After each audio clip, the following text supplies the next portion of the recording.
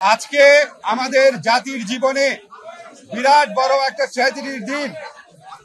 এত বড় ট্র্যাজিক ঘটনা, বিয়োগান্ত ঘটনা আমাদের জাতির জীবনে আগে ঘটে নাই।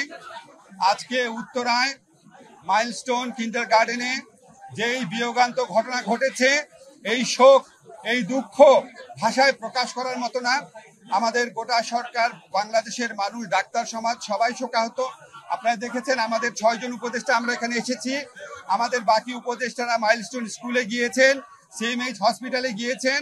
আমাদেরকে hospital authority national burn unit থেকে জানিয়েছেন ওনারা চিকিৎসার প্রয়োজনে যত রকম প্রস্তুতি দরকার সকল প্রস্তুতি সম্পন্ন করেছেন। তারপরও যদি প্রয়োজন হয় বিদেশ থেকে চিকিৎসক আনাবেন, যদি প্রয়োজন হয় বিদেশে আমাদের এই শিক্ষার্থীদের যারা বার্ন ইউনিটে আহত অবস্থায় আছে নিয়ে যাবেন। আমাদের চিকিৎসা পুনর্বাসনে কোনো রকম কোনো ঘাটতি থাকবে না। কিন্তু কোনো কিছুর বিনিময়েও আমরা আজকে যা হারিয়েছি সেটা শোক পূরণ করার মতো না। আমরা আগামীকাল রাষ্ট্রীয়ভাবে শোক দিবস ঘোষণা করা হয়েছে, পতাকা অর্ধনমিত থাকবে এবং আমাদের প্রধান উপদেষ্টা বারবার ফোন করে খবর নিচ্ছেন যারা আহত অবস্থায় আছেন, যারা সংকটাপন্ন অবস্থায় আছেন, তাদের পাশে আমরা সবাই এসে দাঁড়াবো। তাদের চিকিৎসার জন্য আমরা সমস্ত ব্যবস্থা গ্রহণ করব এবং এই বিয়োগান্ত ঘটনা, এই মর্মান্তিক দুর্ঘটনা কেন ঘটলো অবশ্যই আমরা তদন্ত করে দেখব।